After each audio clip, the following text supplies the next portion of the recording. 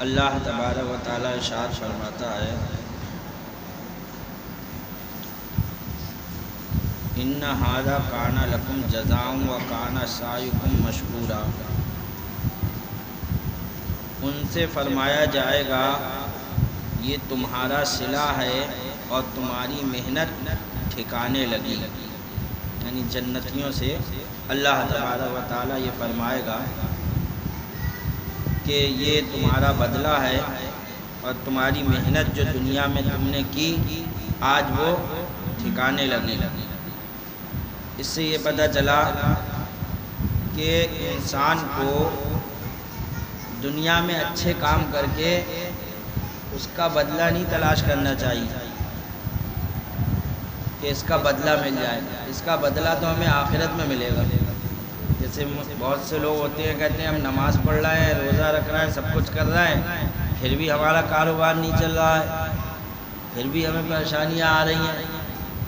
تو آپ اس کا بدلہ جو کر رہے ہو اس کا بدلہ آپ دنیا ہی میں چاہتے ہو، اس کا بدلہ تو اللہ تبارک و تعالیٰ آپ کو آخرت میں دے گا۔ یہ اس کی مہربانی ہے کہ وہ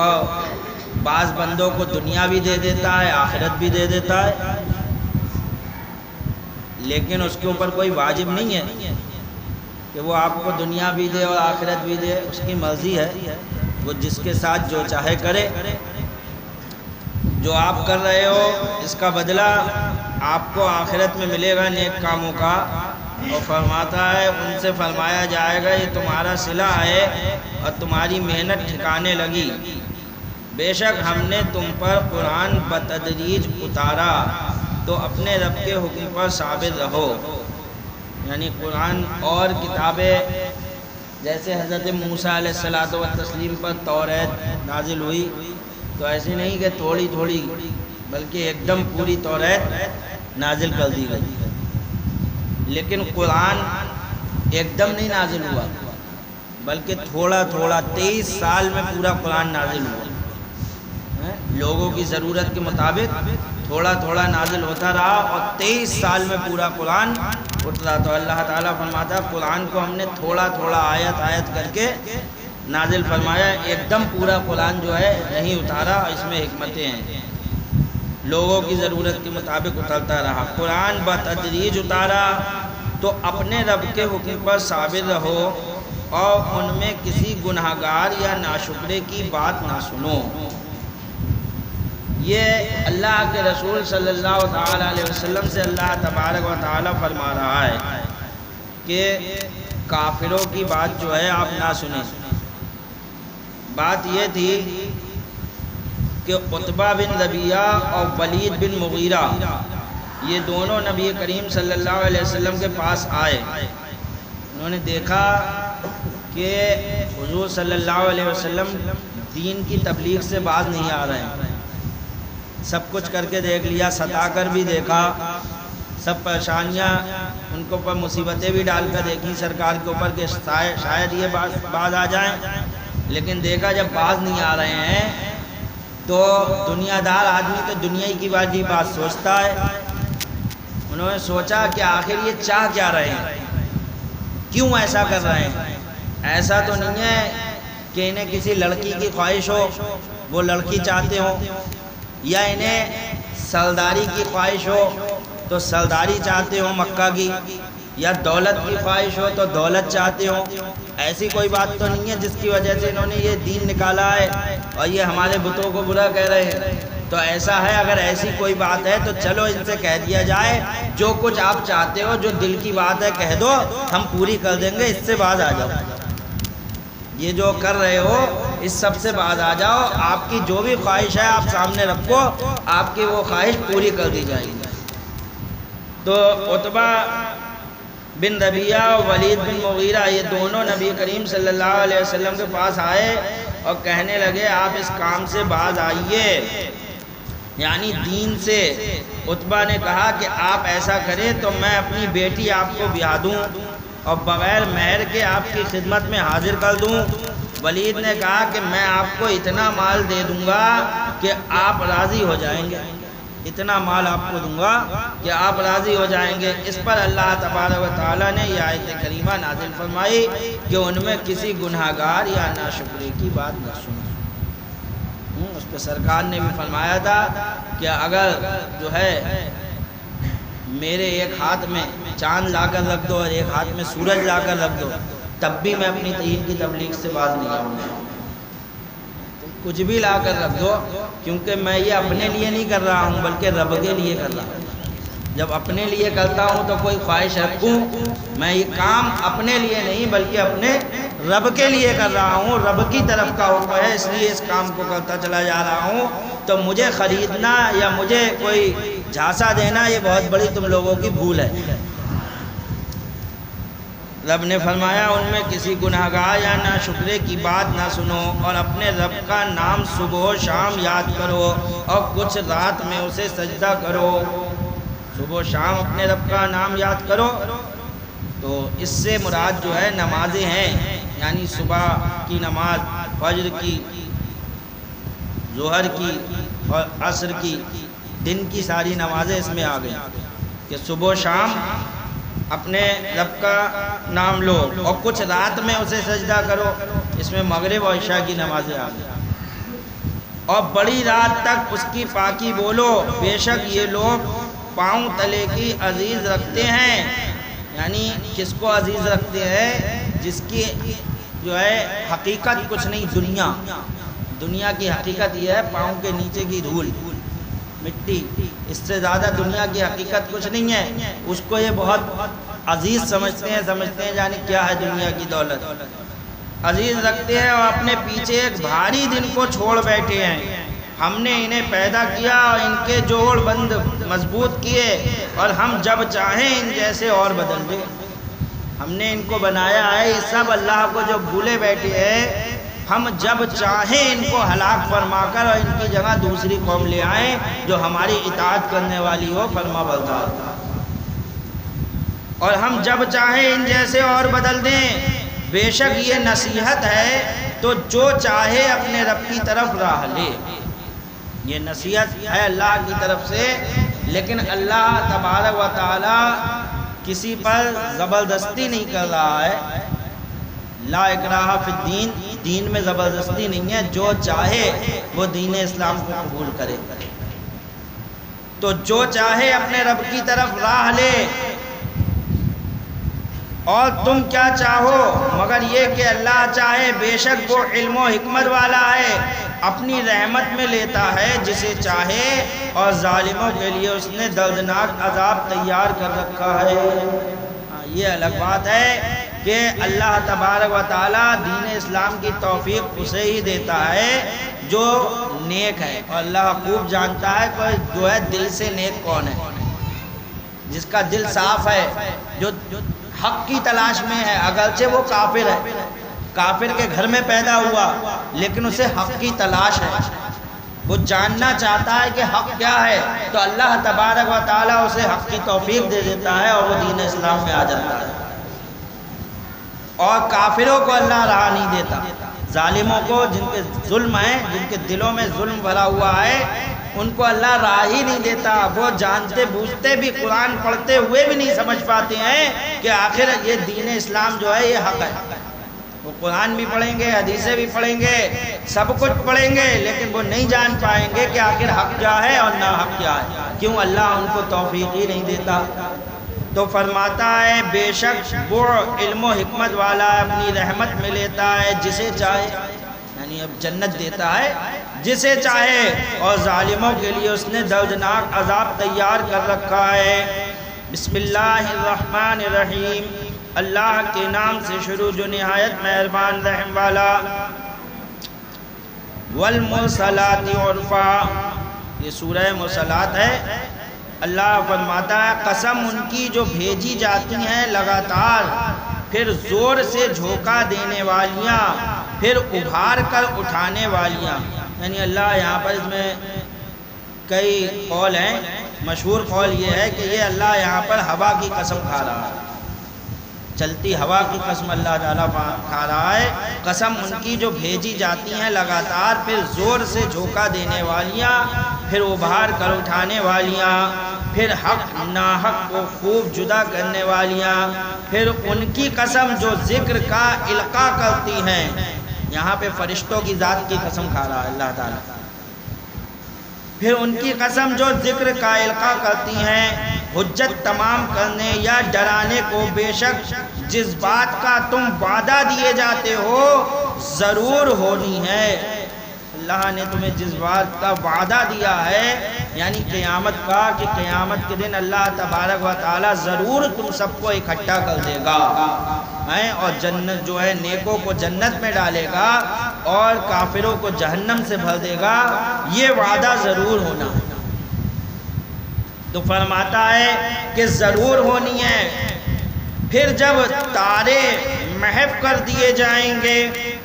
اور جب آسمان میں رکھنے پڑے اور جب پہاڑ غبار کر کے اڑا دیے جائیں،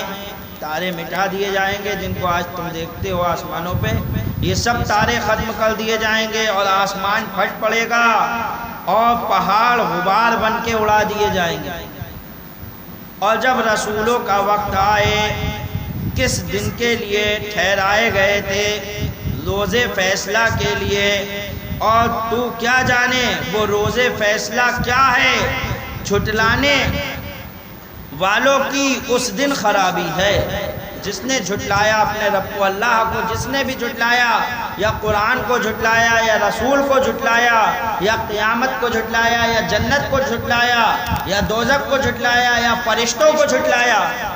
کسی چیز کو بھی جھٹلایا اللہ کی، ضروریات دین میں سے کسی چیز کا بھی انکار کیا، یہ حکم سب کے لیے ہے، کھلے کافروں کے لیے بھی اور چھپے کافروں کے لیے بھی۔ جیسے علی گڑھ یونیورسٹی کا بانی، جس کو لوگ بہت اچھا کہتے ہیں، سر سید شاید اس کا نام تھا غالباً، اس نے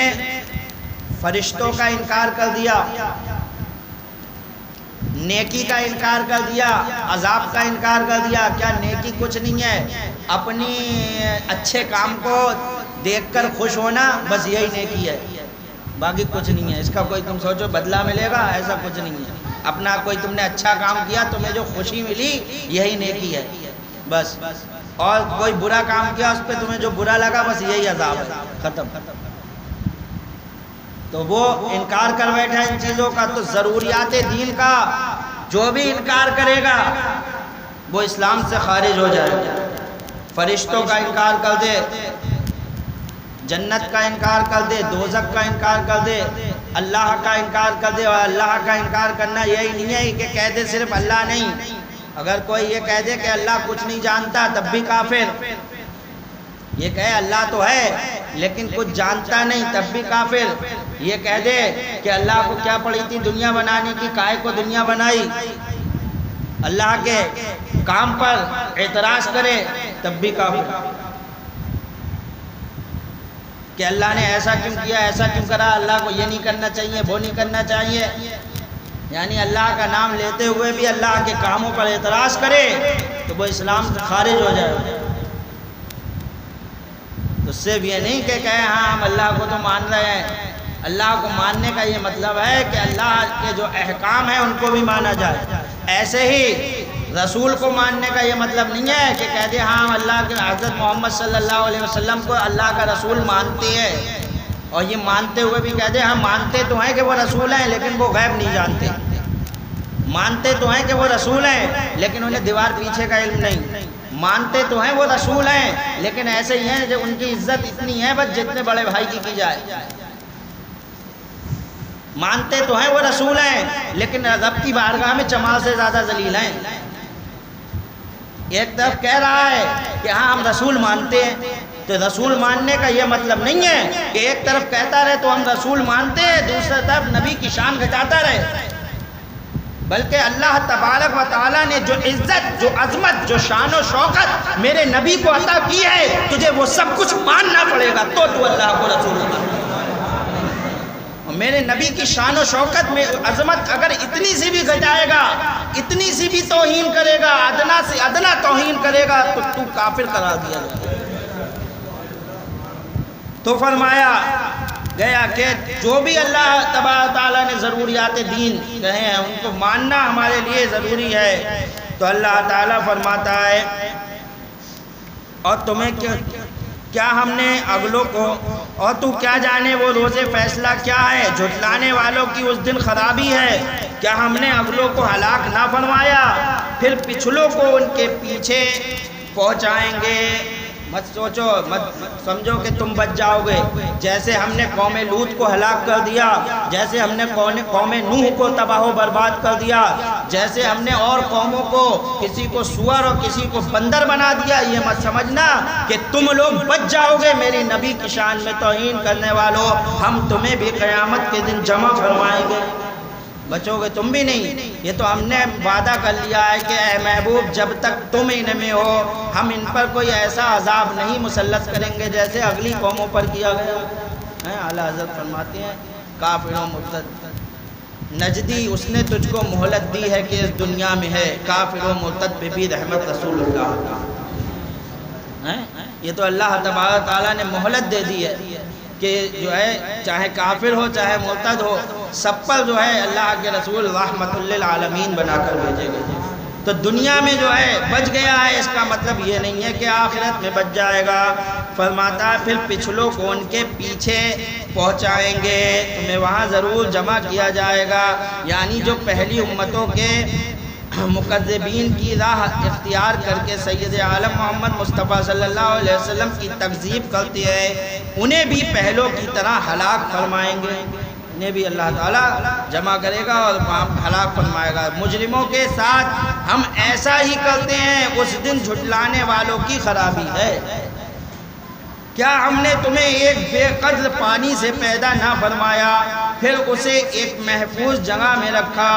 ایک معلوم اندازے تک، پھر ہم نے اندازہ فرمایا تو ہم کیا ہی اچھے قادر۔ اس دن جھٹلانے والوں کی خرابی ہے۔ بار بار اللہ اس بات کو لا رہا ہے کہ اس دن جھٹلانے والوں کی خرابی ہے، جھٹلانے والوں کی، تاکہ لوگ جانگے اور سمجھے کہ ہاں اللہ کا انکار، قرآن کا انکار، فرشتوں کا انکار، رسولوں کا انکار، پیغمبر کا انکار، جنت کا انکار، دوزخ کا انکار، رب کی کسی بھی چیز کا انکار کتنا غضبناک، کتنا جو ہے بھاری پڑے۔ فرماتا ہے اس دن جھٹلانے والوں کی خرابی ہے۔ کیا ہم نے زمین کو جمع کرنے والی نہ کیا تمہارے زندوں اور مردوں کی، اور ہم نے اس میں اونچے اونچے لنگر ڈالے اور ہم نے تمہیں خوب میٹھا پانی پلایا، اس دن جھٹلانے والوں کی خرابی ہے۔ ہماری نعمتیں دیکھ لو، لیکن تم نے ہماری کوئی نعمت کی قدر نہ کی۔ سب کچھ دیا دنیا میں ہم نے تمہیں، ایسے ایسے دریائیں، ایسے ایسے پہاڑ، ایسے ایسے میوے جو تم چاہ کر بھی نہیں بنا سکتے تھے۔ ساری سائنس جمع ہو جاتی لیکن ایسے میوے نہیں دے پاتے جو اللہ نے تمہیں دیے ہیں۔ تم ساری سائنس جمع کر لیتے، اللہ نے جو دریا جو میٹھا پانی تمہیں دیا ہے ایسا پانی تم نہیں لا سکتے تھے۔ تم ساری سائنس جمع کر لیتے لیکن اللہ نے جو آسمان کا شامیانہ اور اس پر ستاروں کا جو خوبصورت گلدستہ دیا ہے یہ ہرگز تم جمع نہیں کر پاتے۔ یہ سب نعمتیں، ایسی ہوائیں جو اللہ نے تمہیں دی ہیں کہ جب لیٹو اور جب ٹھنڈی ہوا چلتی ہے تو نہ پنکھے کی ہوا اچھی لگتی ہے نہ کولر کی ہوا اچھی لگتی ہے، اس ہوا کا مزہ ہی اور ہوتا ہے۔ تو اللہ کی نعمتیں تو آدمی خود کہنے کو مجبور ہو جاتا ہے، لیٹے ہاں کیسی جنت کی ہوا آ رہی ہے، لیٹ کے تو ابھی حالانکہ وہ جنت کی ہوا ہے نہیں لیکن اسی میں مست ہو جاتا ہے، کتنی جنت کی ہوا آ رہی ہے ٹھنڈی ٹھنڈی۔ تو یہ اللہ کی شان ہے، جو نعمتیں اللہ نے عطا کی ہیں میرے بھائیوں ان کو جھٹلاؤ مت، اللہ کا شکر ادا کرو، اور شکر یہی ہے کہ اس کی بارگاہ میں سجدہ ہو۔ نماز سے بڑھ کر کوئی شکر نہیں، یہ یاد رکھو۔ آپ سوچو ہاں ہم شکر ادا کر تو رہے ہیں، یا اللہ تیرا شکر ہے۔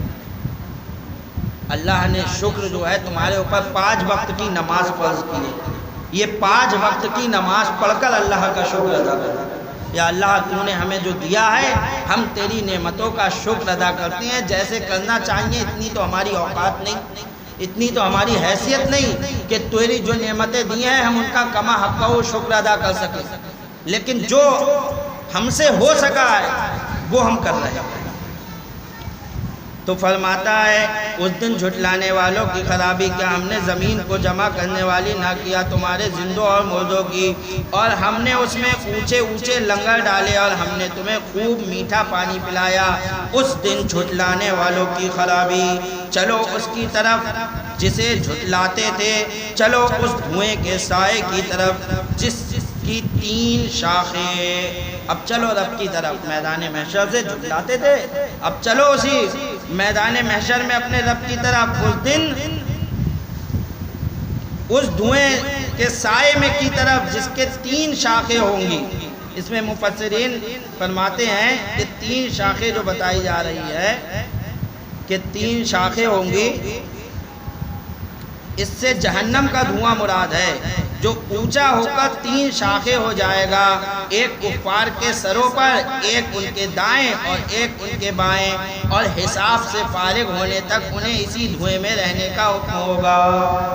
حساب کتاب جب تک نہیں ہوگا وہ اسی دھوئیں کے گھیرے میں رہیں گے، ایک اوپر اور ایک دائیں ایک بائیں، انہیں گھیرے رہے گا یہ دھواں، جبکہ اللہ تعالیٰ کے پیارے بندے اس کے عرش کے سائے میں ہوں گے۔ فرشتے تو جو ہے یہ جہنمی جو ہیں دوزخی کفار، یہ تو اس کے دھوئیں کے سائے میں ہوں گے، اور اللہ کے نیک بندے مومن بندے جو ہے وہ عرش کے سائے میں، اللہ کے عرش کا ان پر سایہ ہوگا۔ اس کے بعد جہنم کے دھوئیں کی شان بیان فرمائی جاتی ہے کہ وہ کیسا ہوگا، تو دھوئیں کا کوئی سایہ تھوڑی ہوگا، تو کہہ دیا کہ سائے میں ہوں گے، دھوئیں کا کیا سایہ ہوگا، وہ تو دم گھوٹے گا ان کا۔ تو اللہ فرماتا ہے چلو اس دھوئیں کے سائے کی طرف جس کی 3 شاخیں نہ سایہ دے نہ لپٹ سے بچائے، بے شک دوزخ چنگاریاں اڑاتی ہے جیسے اونچے محل، گویا وہ زور رنگ کے اونٹ ہیں، وہ زرد رنگ کے اونٹ ہیں۔ اس دن جھٹلانے والوں کی خرابی ہے، یہ دن ہے کہ وہ نہ بول سکیں گے، نہ بول سکیں گے، یعنی ایسا نہیں ہے کہ کافر قیامت میں بالکل بول ہی نہیں سکیں گے، یعنی مقامات الگ الگ ہوں گے، کہیں بولیں گے اور کہیں ایسی جگہ آ جائے گی کہ وہ بالکل ان کی بولتی بند ہو جائے گی۔ یہ دن ہے کہ وہ نہ بول سکیں گے اور نہ انہیں اجازت ملے کہ عذر کریں۔ اس دن جھٹلانے والوں کی خرابی، اس دن جھٹلانے والوں کی خرابی، یہ ہے فیصلے کا دن، ہم نے تمہیں جمع کیا اور سب اگلوں کو، اب اگر تمہارا کوئی داؤں ہو تو مجھ پر چل لو۔ کافروں سے اللہ فرمائے گا اگر تمہارا کوئی داؤں ہے تو یہاں چل کر دیکھ لو۔ اس دن جھٹلانے والوں کی خرابی، بے شک ڈر والے سایوں اور چشموں میں ہیں اور میووں میں، جو ان کا جی چاہے کھاؤ پیو، رشتہ ہوا اپنے اعمال کا صلہ، بے شک نیکوں کو ہم ایسا ہی بدلہ دیتے ہیں۔ اس دن جھٹلانے والوں کی خرابی، کچھ دن کھا لو اور برت لو، ضرور تم مجرم ہو۔ اے کافرو، کچھ دن کھا لو دنیا میں اور کچھ دن برت لو، یہ دنیا تو چند روزہ ہے، کچھ دن کھا لو کچھ دن برت لو، ضرور تم مجرم ہو۔ اس دن جھٹلانے والوں کی خرابی، اور جب ان سے کہا جائے کہ نماز پڑھو تو نہیں پڑھتے، اس دن جھٹلانے والوں کی خرابی، پھر اس کے بعد کون سی بات پر ایمان لائیں گے۔ یہ 29 پارے پورے ہو گئے، ایک پارہ رہ گیا 30واں، وہ ابھی میں شروع یوں نہیں کروں گا کہ جب میں اس مسجد میں آیا تھا تو تقریباً 5 یا 6 پارے ہو چکے تھے سلطان جہاں مسجد میں، وہ آپ لوگوں نے نہیں سنے، تو قرآن شریف مکمل کرنے سے پہلے ان پاروں کا ترجمہ آپ کو سنایا جائے گا جو رہ گئے تھے شروع کے، تاکہ قرآن ترجمے کے ساتھ پورا مکمل ہو جائے۔ تو جو 4 5 یا 6 پارے جتنے بھی تھے شروع کے رہ گئے تھے، اگلی بار سے پہلے وہ شروع ہوں گے، جب وہ پورے ہو جائیں گے تو یہ 30واں پارہ بعد میں شروع کیا جائے گا انشاءاللہ۔ اب سنت